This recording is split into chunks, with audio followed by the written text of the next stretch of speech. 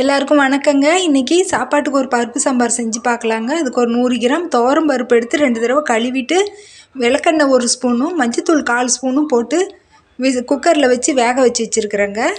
இது நல்ல கொலையாகவும் இல்லை விதையாகவும் இல்லைங்க, பாதி இதில் வெந்திருக்குதுங்க. இலைப்பருப்பாக வேக வச்சு எடுத்து வச்சுருக்குறேங்க.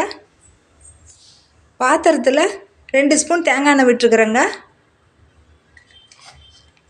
சின்ன வெங்காயம் கொஞ்சம் 2 பச்சை மிளகாய் கீறி வச்சுருக்குறேங்க. இதை போட்டுக்கலாம். லேசாக ஒரு வதக்கிக்கலாங்க. 2 தக்காளி அரிஞ்சு வச்சுருக்குறேங்க. தக்காளி போட்டுக்கலாம்.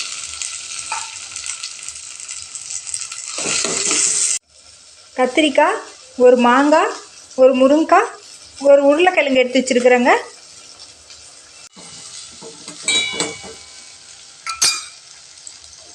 மாங்காவை விட்டுட்டு மற்ற காய்களை போட்டுக்கலாங்க.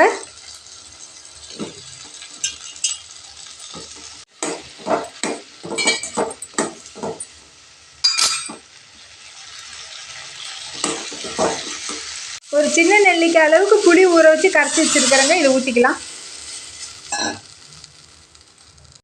1/4 ஸ்பூன் மஞ்சத்தூள், 2 ஸ்பூன் மிளகாய்த்தூள், 2 ஸ்பூன் கொத்தமல்லி தூள் வச்சுருக்கிறேங்க. இப்போ இது போட்டுக்கலாம்.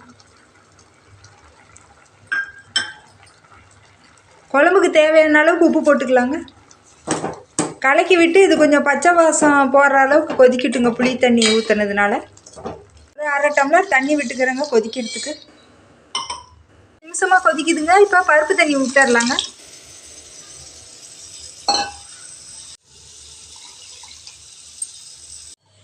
மாங்காய் போட்டுடலாங்க. தேங்காய் துருவல் கொஞ்சம் சேர்த்துக்கலாம். ஒரு 1/2 ஸ்பூன் மேல் பொடி தூவிக்கிறேங்க. வானலில் 2 ஸ்பூன் எண்ணெய் விட்டுருக்குறேங்க. கடுகு கொஞ்சம் போட்டுக்கலாம்.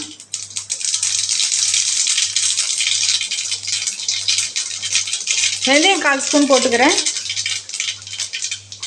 சீரகம் 1/2 ஸ்பூன் போட்டுக்கிறேன். பூண்டு 6 பல்லு தட்டி வச்சுருக்கலங்க, போட்டுக்கலாம்.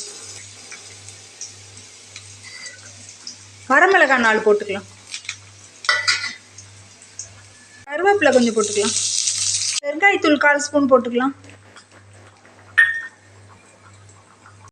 செவக்க வறுத்துக்கலாம். தாளிச்சதை கொட்டிக்கலாம்.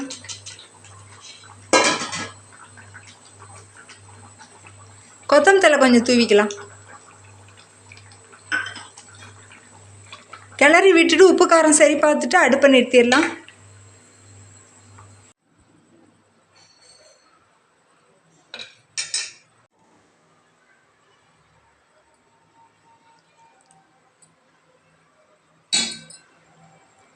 மணக்க மணக்க பருப்பு சாம்பார் தயார். நன்றிங்க.